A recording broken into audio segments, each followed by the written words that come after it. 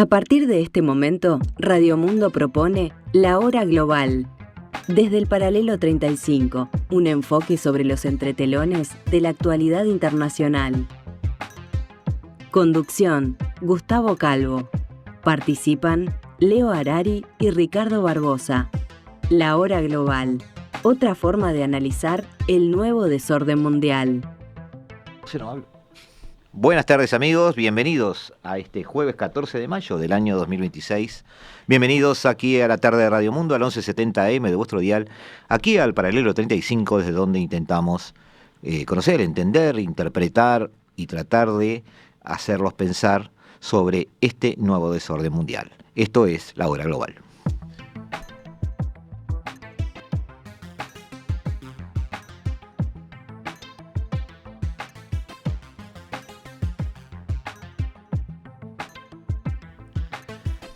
Estamos aquí amigos, como muchos de los jueves que hemos estado con ustedes, agradeciendo a Oscar Romero el apoyo técnico desde el punto de vista de audio, y Felipe Penades todo el manejo de video que hace posible que este programa salga al aire y que ustedes lo puedan ver a través de YouTube fundamentalmente.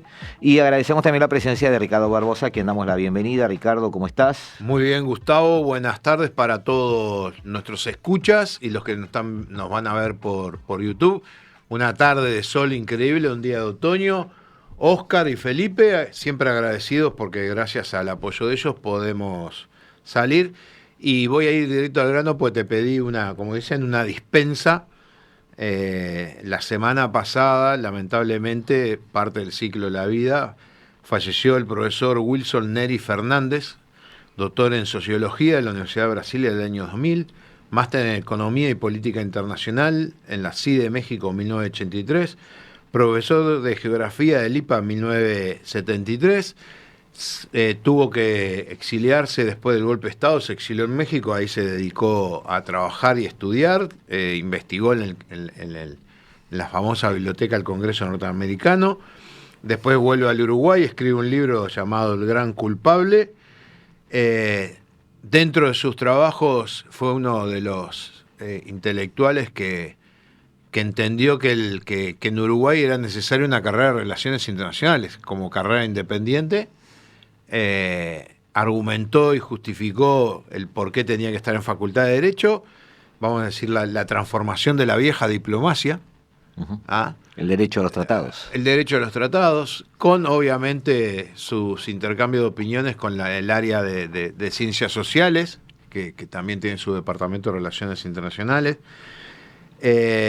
Profesor de la materia de teoría de las relaciones internacionales, era grado 5 en teoría de las relaciones internacionales. Fue el gran luchador para que teoría de las relaciones internacionales existiera en la materia, que es la única materia de explicación de teorías que hay en la carrera. Que luchó para que se manteniera, luchó cuando fue la reforma del 2013, que hubo algunos iluminados que querían sacar la materia, y ahí los vi soportar agresiones de algunas personas de bajo coeficiente intelectual que le provocaron problemas de salud graves, pero siguió adelante. También, gracias a su impulso,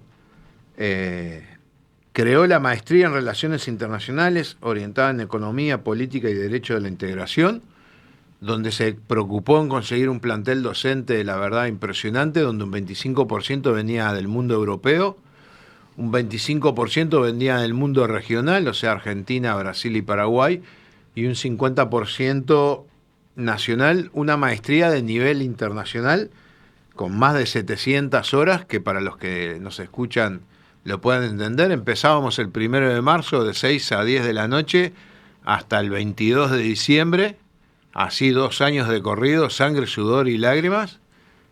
A mí me falta la tesis, que voy a ver si este año ya la termino en homenaje a él, y yo obviamente eternamente agradecido porque él, pese a su militancia en el Partido Socialista, integró el grupo que asesoraba al general Liber Seregni, al grupo del Centro de Estudios Estratégicos 1815, fue docente mío y no tuvo ningún prurito en invitarme a que me integrara a la cátedra como se hacía en esa época, con concurso, oposición y mérito. ¿Qué quiere decir eso? Presentar los méritos y hacer una prueba oral en ese momento para aspirante, que en esa época ser aspirante había que estar 3 años y eso te permitía estudiar y hacer el posgrado de educación, metodología de la educación, metodología de la enseñanza, para tener el título de profesor adscripto.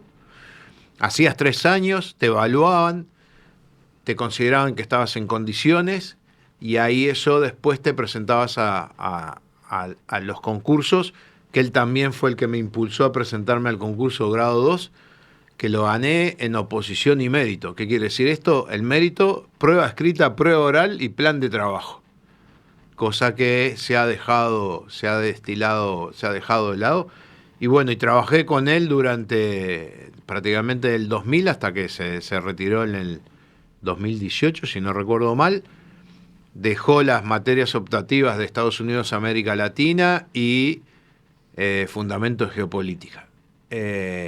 Obviamente mi agradecimiento a él, no solo por los valores que representaba a nivel personal, sino a nivel académico.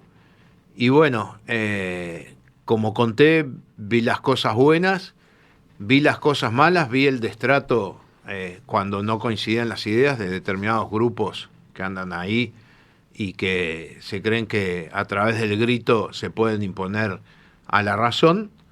Y bueno, recordarlo, mandarle un gran saludo a su esposa Carmen, a sus hijos, y bueno, y extrañar de que no haya o que no surjan más gente de ese nivel, porque él, junto con 3 o 4 personas con mucho fundamento académico, fue que fundaron la carrera de Relaciones Internacionales, y que sin duda fue un gran salto hacia adelante, porque mirar relaciones internacionales independiente de la abogacía es un gran salto, y después podrá haber la discusión si organismos internacionales o asesoramiento político, pero esos son ramas de la especialidad, y gracias a él, montón de autores que a veces traigo acá, Tucídides, Kevanny Knight, Morgenthau, Raymond Aron, Huntington, documentos de época de todos los temas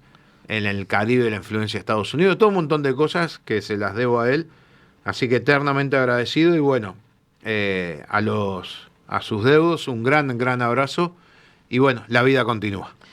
Ok, bueno, hago mía tu preocupación y tu sentimiento en ese sentido. Yo no lo conocí, pero obviamente a través de ti me empapé un poquito de toda esa época y de toda esa gestión.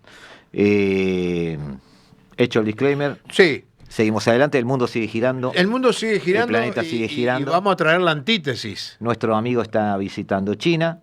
Nuestro amigo está visitando China. Aparentemente todas las imágenes que hay son sobre recepciones, fiestas, reuniones, mucha gente caminando, desfiles. Así que supongo que en algún momento nos enteraremos o analizaremos qué pasa cuando hay una mesa, 2 o 3 sillas y se habla en voz baja. Sí, a ver. Lo vamos a ver en ese momento. Sí, lo vamos a ver, porque obviamente tenemos que esperar que suceda, que ya algunas cositas. He visto grandes titulares diciendo, no, Xi Jinping no lo fue a recibir a la pista. No. Trump no recibe a nadie en la pista, lo recibe a todos en la Casa Blanca. Si tuvieras que apurarme y apostar algo... Lo que pasa es que a ver... No, es que los dos... ¿No te ha pasado escuchar a analistas en estos días que arriesgan todo un menú de lo que se va a hablar? Claro, pero no tienen consecuencias. No. Cuando hablan después no tienen consecuencias, por eso hablan. Pero a ver... En síntesis, y después voy a pasar una pequeña noticia interesante, pero para volver un poco a las noticias que a veces teníamos, los dos, sin duda, el primer mensaje de mi punto de vista, somos los que mandamos. Nosotros dos mandamos, y nosotros dos vamos a arreglar qué es lo que nos preocupa a cada uno. Ya hubo algunas respuestas. Lo que coinciden es que Trump tuvo que salir a hablar del tema de Irán. Mi interpretación de lo que habla China, que le preocupa a Taiwán, es que no le preocupa a Irán. O sea, si yo fuera iraní, claro, si yo fuera iraní, medio... Te preocuparía que no le preocupara. Claro, porque en definitiva a China lo que le preocupa es que se solucione el problema porque cada uno tiene algo que el otro necesita. Que después vamos a ver qué pasa.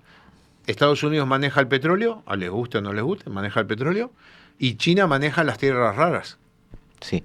Los dos tienen algo que el otro necesita. Igual yo creo que, no te digo un programa, pero quizás un bloque o algo. No, hacemos, sí. Debemos bajar a tierra esa idea, Ricardo, porque hay mucha gente que todavía está diciendo que Estados Unidos está perdiendo, ganando tal guerra. Lo peor es que además se largan ese tipo de conclusiones porque Trump dijo el día 17 y no fue el día 17, fue el día 25. O sea, ese nivel de análisis no podemos tener.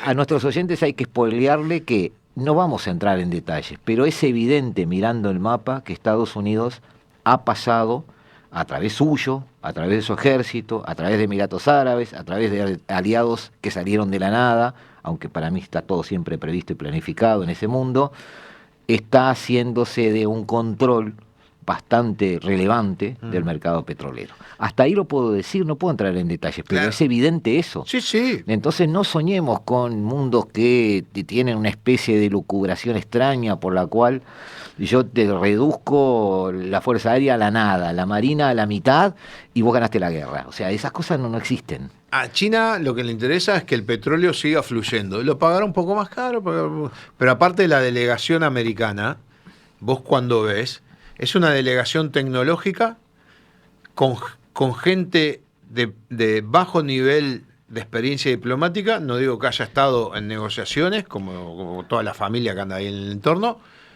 Y ese es el mensaje de que el tema no se va a hablar de muchos temas militares. Se va a hablar más de temas tecnológicos, los aranceles, petróleo, tierras raras, y va a andar ahí.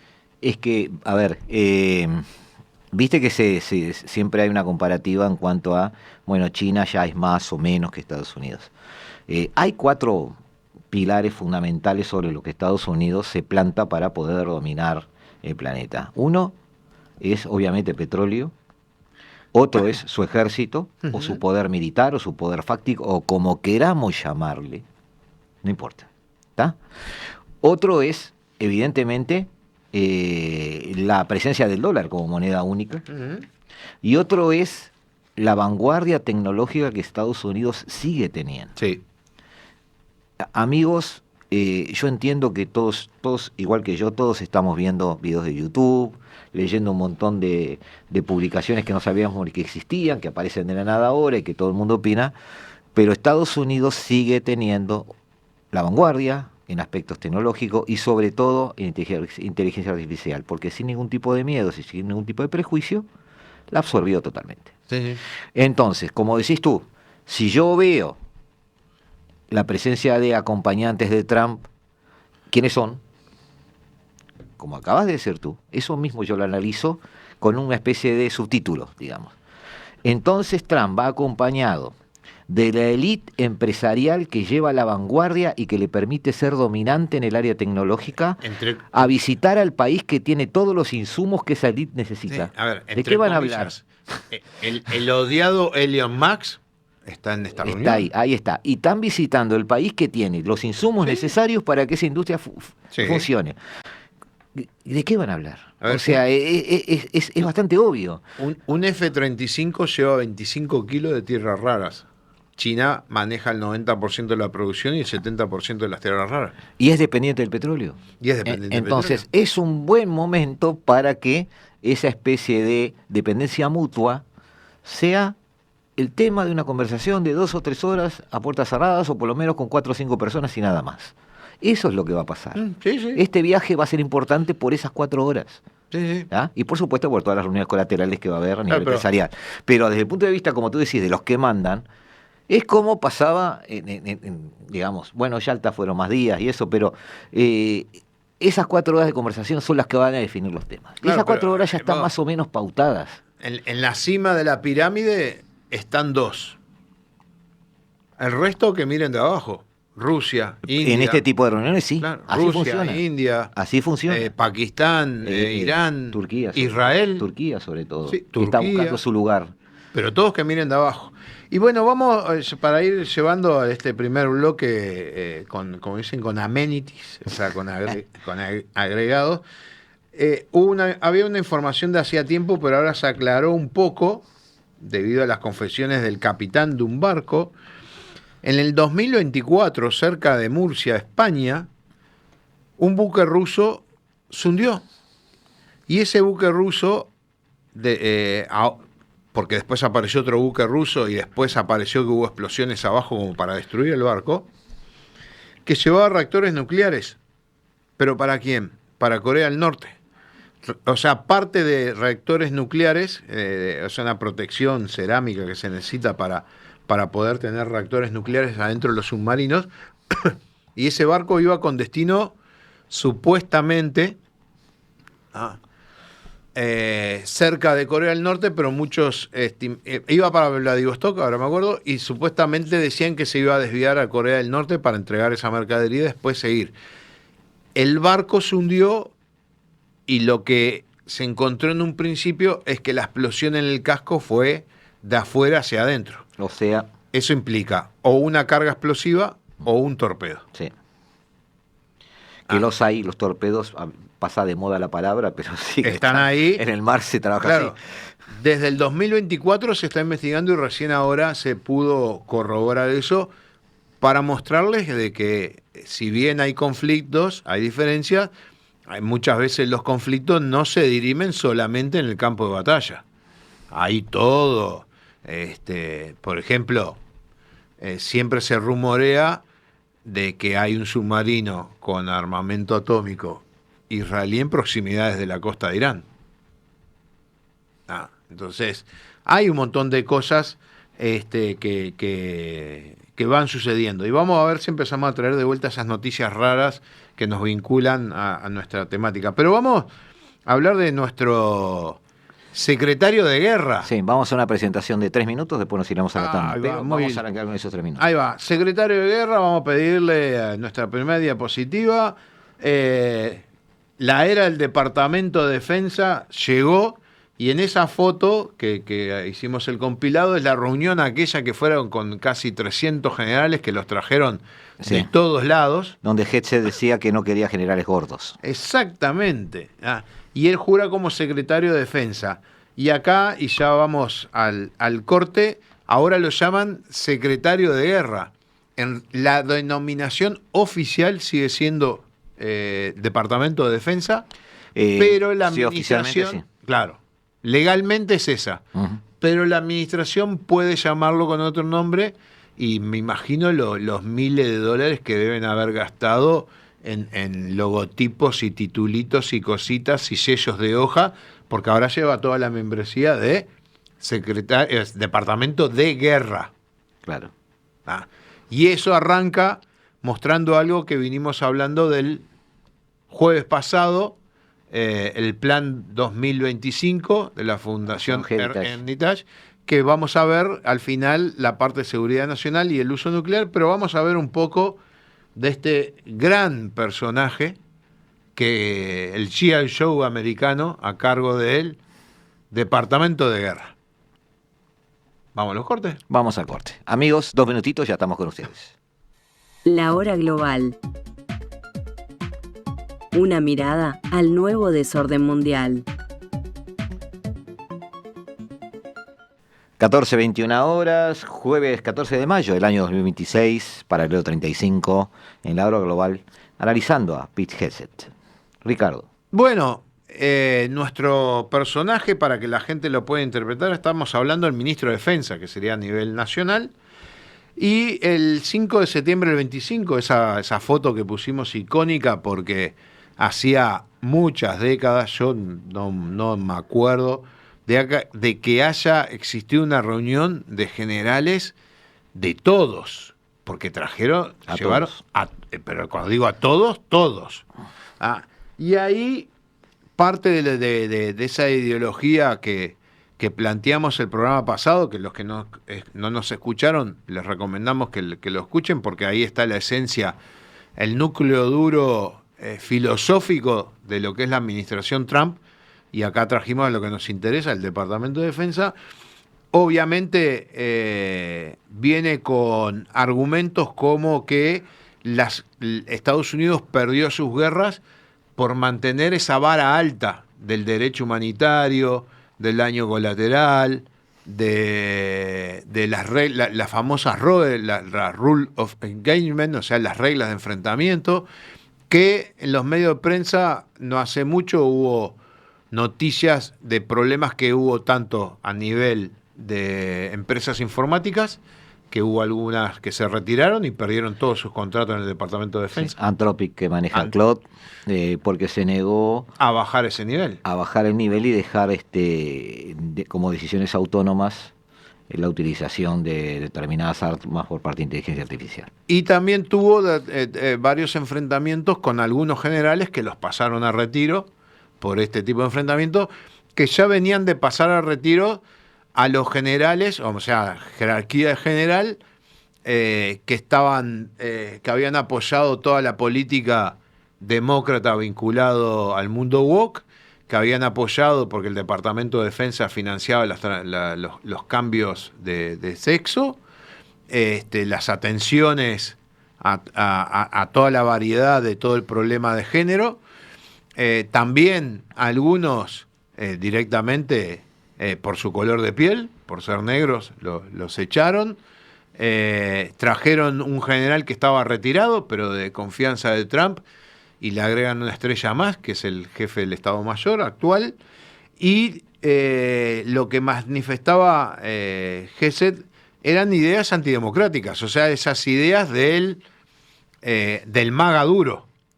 Sí, que siempre son el peligro detrás de un líder, ¿no? Es decir, el líder genera una cierta doctrina, pero siempre encontramos gente que es más realista que el rey. Claro. Y esos son los que tú me dijiste alguna vez que considerabas muy peligrosos, ¿no? Hetzed es uno de ellos. Sí, sí. El ser más trumpista que Trump. Claro, uno lo ve como el ejecutor de la doctrina. Lo que vimos negro sobre blanco, la estrategia de seguridad nacional y después la estrategia de defensa, bárbaro. Eso es lo que dice la doctrina. Ahora, Hetzed es, en el terreno, el brazo aplicador, un ejecutor de eso, claro, y lo ejecuta al pie de la letra. Claro, y el problema es en ese tipo de individuos que creen que son mejores cuando amplifican la medida del líder. O sea, ser más trumpista que Trump. Obviamente esas ideas antidemocráticas, él viene de 3 mundos, entonces vamos a pedir la próxima diapositiva, porque él viene del mundo de la guerra, porque sirvió como guardia nacional. El guardia nacional venía a hacer la reserva, o sea, no se enlistó en las instituciones típicas, pero también después de haber experimentado en la Guardia Nacional, de haber estado en la cárcel de Guantánamo, presta servicio tanto en Irak como en Afganistán, como soldado raso, no como oficial. Y tiene esas experiencias que normalmente cita, sumado a que cuando vuelve de estas experiencias de combate, se incorpora a los medios. ¿Y a qué cadena se incorpora? A Fox.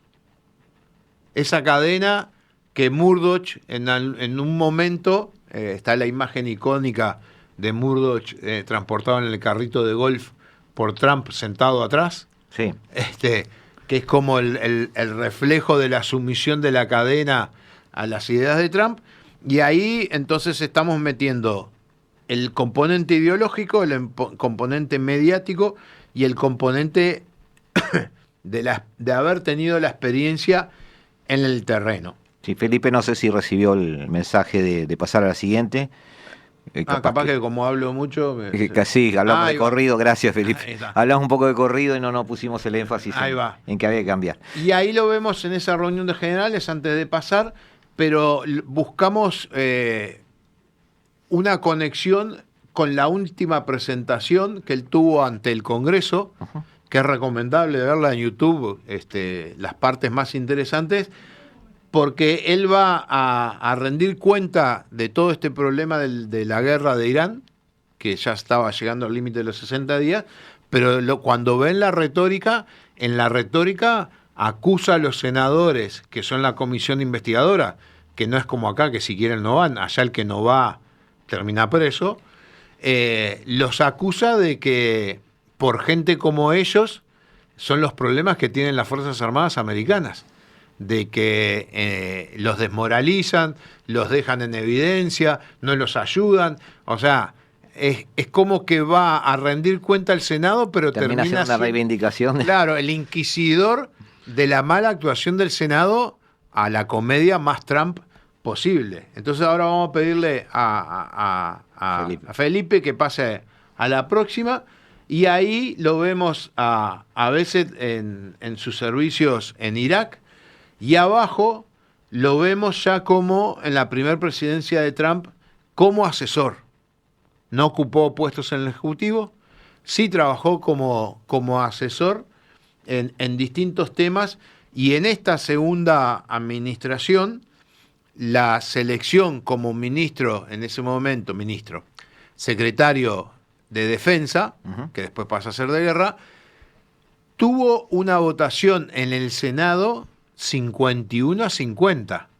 ¿Qué quiere decir eso? Que dentro del Senado 50 lo votaron a favor, 50 lo votaron en contra, y desempató el vicepresidente. Así de reñida fue una cosa histórica, porque hay que buscar otro ejemplo de desempate del vicepresidente norteamericano. Él también, dentro de esta lógica, habla de lo que llama el etos guerrero, o sea, si quieren pasarlo en español, el Chiao Show americano. O sea, ese componente filosófico de acción, con ideas claras de nacionalismo, que tenía que formar parte del ejército, que tenía que ser lo que se llama el etos guerrero. Y una de los componentes, como bien vos decías, Gustavo, es que él lo que busca es pasar de la defensiva, como entiende de que funcionó el ejército americano hasta estos días, a una ofensiva no solo militar, sino ideológica y en el terreno. O sea, rápido, contundente y preciso, que sería estos primeros días que se vio en la guerra de Irán, que como vos decías, demostrando ese poder militar, porque hoy podremos hablar de cantidades, de millones de armas, de barcos, pero nadie las ha probado en el terreno.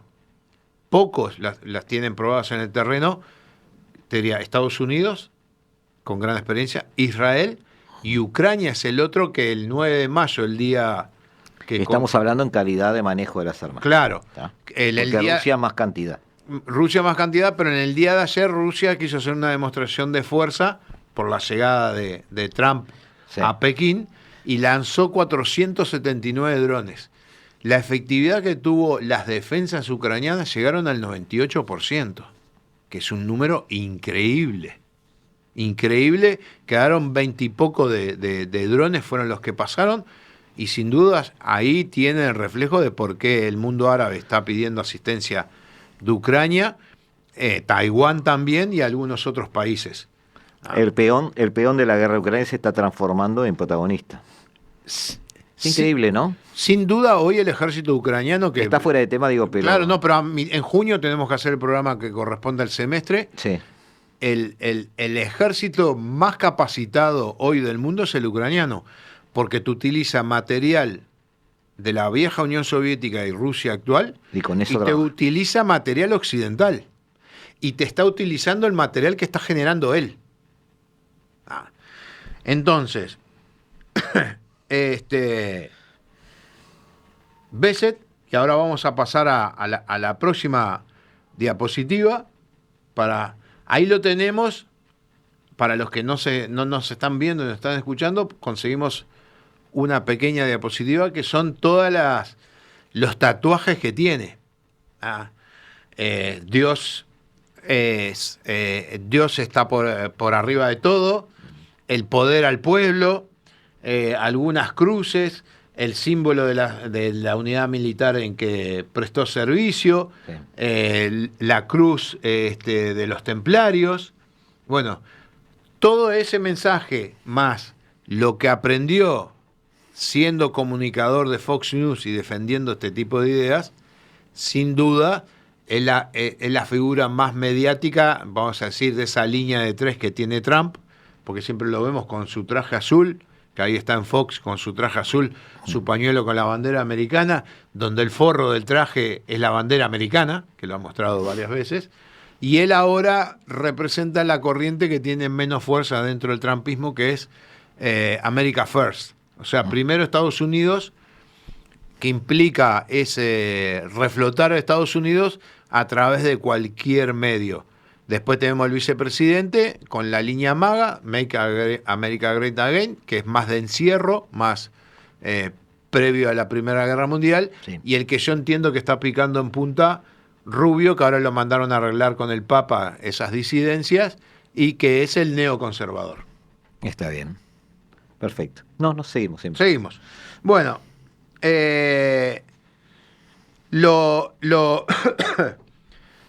otra de las cosas interesantes que tiene Bassett, y después vamos a ir al final para ver cómo es la doctrina de uso de la parte de seguridad nacional y armamento nuclear, él participó en la campaña de Rubio, en la época que Rubio hablaba pestes De Trump. de Trump.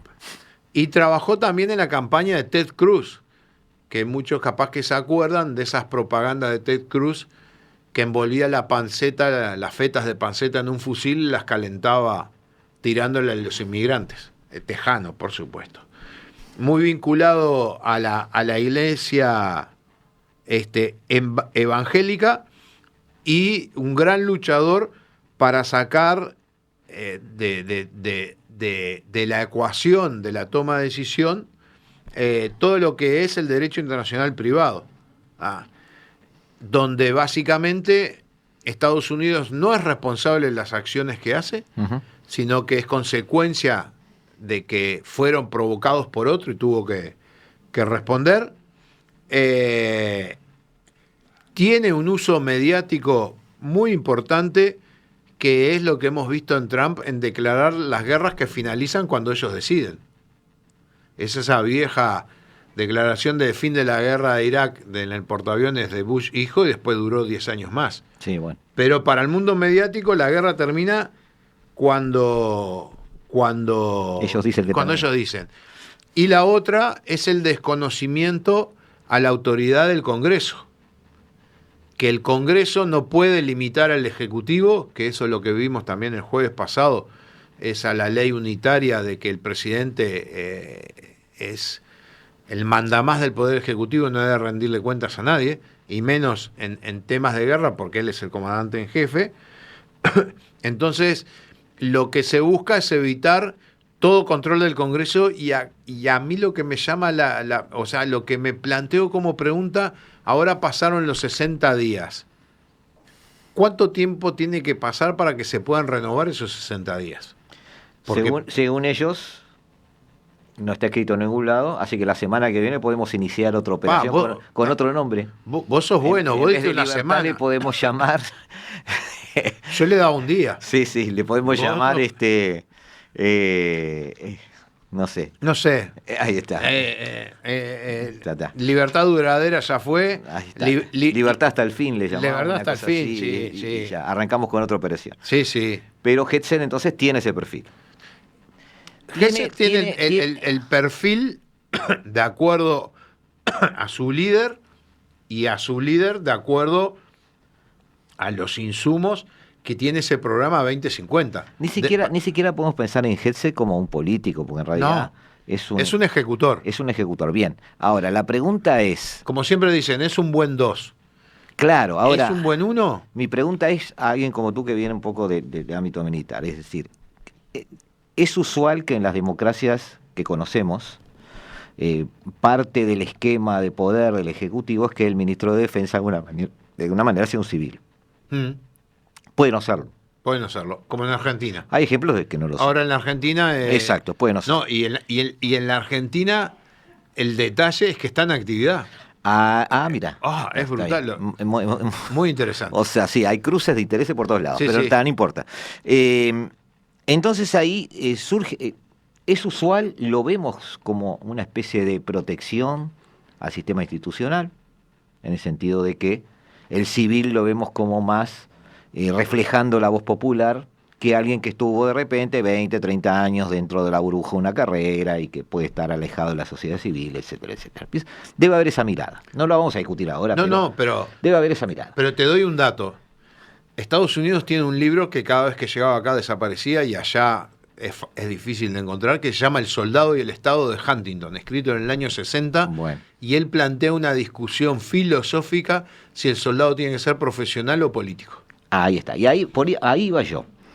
Tú además me contaste una vez y estuvimos charlando sobre que el botón nuclear lo tenían los militares y ahora lo tiene el mando político. Ahora tiene el mando político. Bien. Ahora, la pregunta con Headset en realidad se transforma en dos preguntas. Headset cuando llega allí no es político. No. Tampoco es militar. No. Entonces, ¿qué puede pasar con él? Pueden pasar dos cosas. Que se transforme en ese cargo en un político. Porque de alguna manera va a ir absorbiendo su experiencia cotidiana y va transformándose como cualquier ser humano cuando hace una actividad a la que no está acostumbrado. O que se transforme en un militar en ese puesto. Yo pienso que su identificación con el Far West y las aventuras y todo eso le va a hacer creer que es un militar más y que lo vamos a ver aparecer en uniforme en forma seguida, muy usual. Pero surge también esa pregunta, es decir, se está transformando en un político y bueno, y puede llegar a ejercer eso, o pretende ser un militar más. O sea, quizás siempre pretenda hacer algo a lo que no puede llegar, porque él no tiene ninguna experiencia de ese tipo, ni tiene esa forma de pensar. A ver, ni chicha ni limonada. Tiene la experiencia militar, vio lo que es la política, porque en el gobierno anterior fue asesor, conoce los medios, que es un pilar muy importante para el mundo político estadounidense, pero para mí yo lo definiría como un buen cumplidor de las órdenes que recibe, que las va a defender a muerte, que no las va a ampliar y que se va a mantener dentro del carril que a él le establecen. Un buen operador. Es un fiel operador, más que un buen operador. Es un fiel operador. Un fiel operador es bueno dos veces. Es bueno porque es bueno y es bueno claro, porque... bueno al cuadrado. Exacto. Es un bueno al cuadrado operador y capaz que ahí un elemento importante para la política es que yo creo que no tiene aspiraciones políticas. Bueno, entonces no es peligroso para el mundo político. Cuando un presidente encuentra a alguien así, vale oro. Claro. Vale oro. ¿Ah? Claro, porque si no estás potenciando un futuro candidato que va a ser competidor tuyo. Distinto a Rubio. O que te va a disgregar. Rubio es otra cosa. Rubio es un futuro candidato a presidente, caiga quien caiga, va a ser candidato a presidente. No sé si va a ser presidente, pero va a ser candidato a presidente. Y no va a perder el sueño si eso divide en dos MAGA, por ejemplo. Claro, pero él, yo creo que con los neoconservadores él se come a MAGA. Sería muy interesante de ver eso. Porque y acá tenés que traer a alguien que domine la política americana, que yo más o menos leo algo. Pero yo creo que los neoconservadores se comen aparte de los MAGA y se comen aparte de los radicales demócratas. Sí, totalmente. Entonces crea una... No te olvides que vos con el 25% ganás en Estados Unidos. Sí, sí. No es mucho. Entonces vos tenés a los republicanos, tenés parte de American First, los vas a tener porque el candidato no va a ir. Te comes aparte de los de MAGA que pueden quedar descontentos. Y Trump está haciendo el trabajo sucio rediseñando las circunscripciones. Claro, sí, vos lo dijiste la otra vez. ¿Ah? Entonces, si traes un porcentaje de demócratas que están peleados con el mismo partido demócrata y ven a Rubio como conservador, como un neoconservador que es, neoconservadores que está en el medio, un poco tirado a la derecha, pero puede conformar a la izquierda. Amigos, si quieren analizar a Rubio, no se fijen en las fotos donde aparece. Fíjense en las fotos donde no está. Rubio no está en las fotos de Irán, de las negociaciones de Irán. Rubio no está en fotos que pueden ser complicadas donde sí está Vance, por ejemplo. Claro. Rubio sí está en la foto con el Papa, en la Fue a foto con solucionar, Meloni. Fue a solucionar. Entonces La él conferencia de seguridad, la última, fue a no solucionar. tuvo nada que ver con la de Vance un año antes. Nada. Totalmente diferente y terminó aplaudido. Sí, sí. Cuando les estaba diciendo en la Sí, cara sí. que digamos, Totalmente. Europa era prácticamente inútil. Él está construyendo esa imagen y yo me animo a decir que no lo vemos más, a pesar de ser latino, en relación a temas que tengan que ver con Latinoamérica, simplemente porque Estados Unidos no le presta 5 minutos de atención a Latinoamérica. Nunca les preocupó. Y muy poco más. Pero Sí, sí. si fuera un tema relevante Latinoamérica para Estados Unidos, lo tendríamos acá en nuestros televisores todos los días y seguramente apelando a su origen latino, hablando en español y solucionando problemas. Es muy capaz. Sí, muy sí. capaz. Más allá de que tenga otro tipo de perfil o lo que fuera, yo reconozco las capacidades. Amigos, ahora sí nos vamos a un pequeño corte, 2 minutitos, estamos con ustedes, ya volvemos aquí en La Hora Global. La Hora Global. Una mirada al nuevo desorden mundial. Buenas tardes, amigos, seguimos aquí, seguimos en el 1170M de vuestro dial, seguimos en este jueves 14 de mayo del año 2026 con Ricardo Barbosa, analizando a Pete Hegseth y en el entorno donde él desarrolla su poder. Sí, la toma de decisión que tiene. Que lo tiene. Sí, sí. Más allá de que él sea un buen operador, de que obedezca órdenes, que siga un mandato, que siga una línea doctrinal, que es muy fiel, como decía Ricardo Barbosa, en definitiva, en el día a día, el poder que tiene hoy el secretario de Defensa o el secretario de Guerra, como queramos llamarle, es inmenso, porque está en un país que no es el mismo de hace 10 años, que quería ser un país pacifista y que estaba desarmando su capacidad.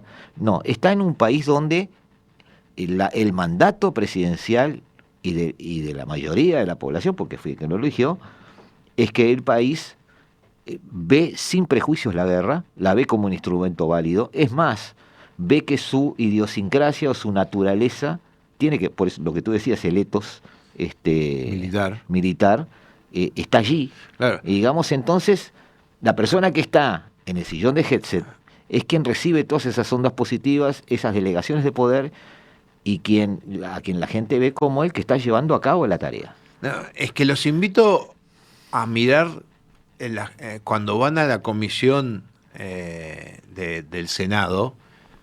La mayoría, por lo menos todo lo que yo he visto y que tengo memoria, el que está sentado delante de los senadores transpira, la pasa mal. Sí. El último fue, ¿cómo se llama? El fundador de Facebook, explicando que no se metían, que sí, que no. Pero todos la pasan mal.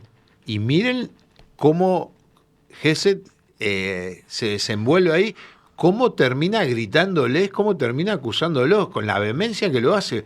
O sea, es la antítesis es la imagen viva de un fiel colaborador que, en vez de ir a milanarse delante de los senadores, lo fue a enfrentar en esa lógica que hay de enfrentamiento entre el Ejecutivo y el Legislativo. Sí, sí. Están disponibles, se pueden ver, ver en la página del Congreso. Y trascendió poco. Sí, y además si lo buscan en YouTube está fácilmente, además YouTube tiene ahora subtítulos para todo, así que pueden entender bien.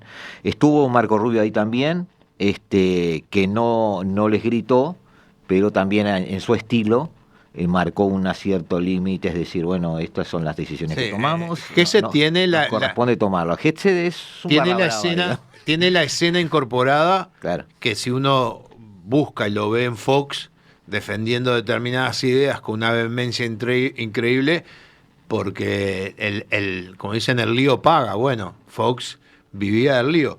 Pero también en lo que él tiene, en ese documento 2025, Christopher Miller, que es uno de los que escribe, se burlan de la administración Biden porque dejaron las capacidades de militares de Estados Unidos decayeran. Durante 30 años los líderes políticos, económicos y culturales de Estados Unidos abrazaron y enriquecieron la China comunista y su genocidio Partido Comunista, mientras vaciaban la base industrial de Estados Unidos. Y bajo esa lógica se plantea el tema del avance de TikTok, de los institutos Confucio, de robo de propiedad intelectual china, los Big Tech, porque lo que se descubrió es que lo que se trataban de entrar era a los grandes centros de almacenamiento de datos, no a los centros generadores. Eran más vulnerables el que guardaba el archivo de respaldo que el que generaba el archivo. Entonces se desarmó USAID, que era una agencia, y el proyecto para el 2027 del gasto militar, que hoy está en unos 900.000 millones de dólares, se plantea llegar a 1.500, o sea, billones, miles de millones. Aumentarlo en un 30%, y ahí se alejaría de lo que es el comparativo con China. China hoy invierte el 20% de lo que invierte Estados Unidos en temas de defensa. Lo llevaría casi a un 10%, 15%. O sea, la distancia que tiene que recorrer China para llegar a igualar militarmente a Estados Unidos cada vez sería más complicada.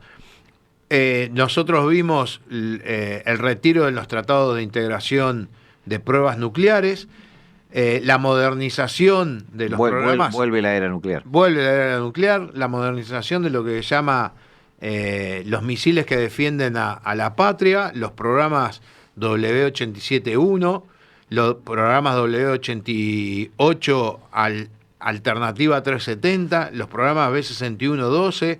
O sea, hay una serie de programas que para el sencillo de la gente es actualizar los misiles que se encuentran dentro de los submarinos Polaris, que son los submarinos de ataque nuclear súper silenciosos, y que, oh casualidad, salió uno ahora en Gibraltar. De Gibraltar a Irán llegan en forma muy sencilla. ¿Ah? Sí, claro. O sea, justo salió uno en Gibraltar. Actualizar todo lo que se llama el sistema Sentinel, que es el sistema de comunicación de datos, de integración de datos, que es lo que se está probando ahora en Irán. A veces lo que mucha gente no ve es que los ensayos de los equipamientos militares son en conflictos. Entonces, la experiencia que va a tener Estados Unidos, comprobada de que funcionan las cosas, no la tiene nadie. Y eso, atrás de todo eso, está nuestro personaje, Big Headset, con todo lo que... A ver, muchos dicen, no, pero no va a poder conseguir tanta plata. Pero dentro de ese paquete de plata va a haber la reactivación de un montón de fábricas en Estados Unidos. Y la moneda de cambio es, si me botás la plata, yo te pongo la fábrica en tu estado. Y genero puestos de trabajo. Hay que darse cuenta de lo que es estar en una situación de poder en Estados Unidos. Una de las quejas desde el punto de... Vamos a cruzar líneas. Desde el punto de vista informático, una de las quejas en los últimos... Bueno, vos sabés mucho más que yo. Una de las quejas en los últimos meses es que se estaría, en el caso de la inteligencia artificial, frente a una especie de burbuja artificial que podría explotar de alguna manera.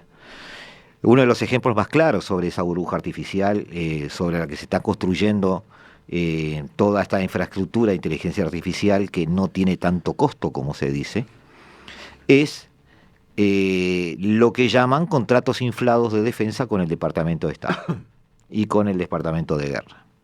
Es decir, ambos departamentos tienen contratos con todas las tecnológicas, enormes contratos de cientos de millones de dólares. Hicimos un raconto en uno de los programas. Y de esa manera el Estado estaría financiando a estas empresas, las estaría subsidiando, porque les está firmando contratos por instalaciones de software que no tienen ese costo, y sin embargo el Estado las paga, pero implican la supervivencia de esas empresas, que quizás no pudieran sobrevivir con los costos enormes que están teniendo de instalación de servidores, por ejemplo. Y la teoría diría que el mercado va mucho más lento que lo que ellas quieren ir. Pero, como tú decís, así como un misil se prueba en un conflicto, ¿tá? Esta implementación de software se prueba en una modernización acelerada de los procesos administrativos, no importa dónde vaya China, yo lo hago igual.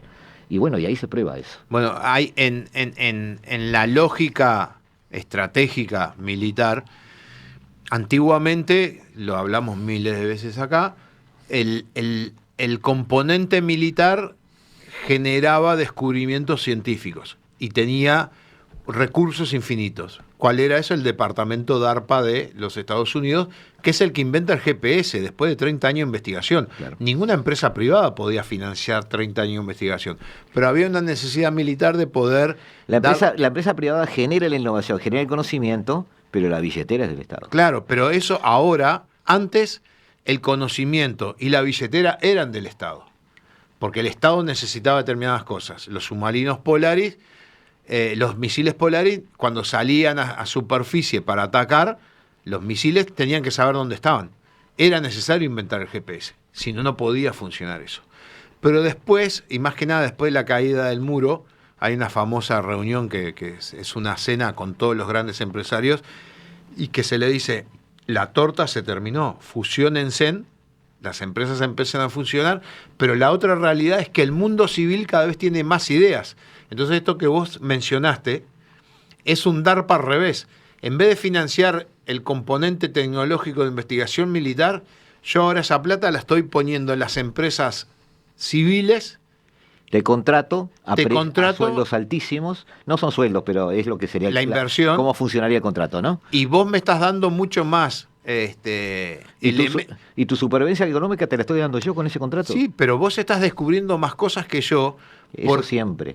Claro, pero a ver, hoy, antiguamente cuando era el tema del DARPA, vos tenías que estar en un instituto, en un centro, tenías que tener las computadoras al lado. Hoy, con tener un celular, vos podés descubrir una persona que es un genio en cualquier lugar del mundo. Y esa persona se puede conectar para demostrar lo genio que es. Entonces vos hoy, a medida que se propaga toda la red de redes y los sistemas de comunicación, vos matemáticamente te vas creando la posibilidad de tener genios que te pueden aportar ideas. Tenés que conectarte con ellos y financiarlo. Sí. ¿Le pedimos la última diapositiva? Sí, la última diapositiva, Felipe. Muy miscelánea. La de las películas. Vamos a hacer una recomendación muy sencilla, que son 4 películas que deberían ver para no para poder entender, pero por lo menos los libretos son increíbles. Y empieza con una película que se llama Walk the Dog, que para muchos es fantasías, sueños verdaderos, que es con Dustin Hoffman y Robert De Niro, que la trama es el presidente norteamericano tiene un problema, un affair sexual con un adolescente y vienen las elecciones. Contratan a Robert De Niro para solucionar el problema y Dustin Hoffman es el director de cine que crea una situación falsa, como una guerra falsa en la televisión. La guerra de Charlie Wilson con Tom Hanks, Julia Roberts, que es la historia real de un diputado norteamericano que es el que pasa a conseguir de 5 millones a 1.000 millones para ayudar a los afganos en la guerra contra la Unión Soviética, y después de terminar la guerra no consigue 5 millones para poder financiar escuelas en Afganistán. El vicepresidente, nominada a 6 Oscar, con la actuación de Bailey y Adams, que muestra la vida de Dick Cheney, una vida política, sí. Vicepresidente de Bush, súper interesante. A ver si llegamos, Felipe, 10 segundos, te mandé una ahí por WhatsApp. Y después tenemos otra que es una situación también real, La Casa del Espía, con Sam Penn y Naomi Watts, que es la historia de la gente de la CIA, que en parte se basa en la serie Homeland, que dan el nombre de ella porque el esposo, que era un académico, decía que no había armas de destrucción masiva. Entonces la forma de pegarle a él es dejar en evidencia a ella, pero no se dieron cuenta que cometieron un delito federal, que es dar el nombre. Agregamos igual las imágenes en la web de Radio Mundo. Y para el jueves que viene la vamos a presentar las imágenes y vamos a hablar del perfil iraní para la toma de decisiones. Antes de cortar, un saludo a Laura Volpi, que pregunta por qué la cadena Hispan TV sigue estando operativa en Estados Unidos cuando se trata de un país que está en conflicto con el mismo. Hay que llamar a Estados Unidos. Exactamente. Nos vemos, amigos, como cada martes y cada jueves aquí a las 14 horas estaremos en el 1170M de vuestro dial haciendo La Hora Global. Hasta siempre. La Hora Global. Una mirada al nuevo desorden mundial.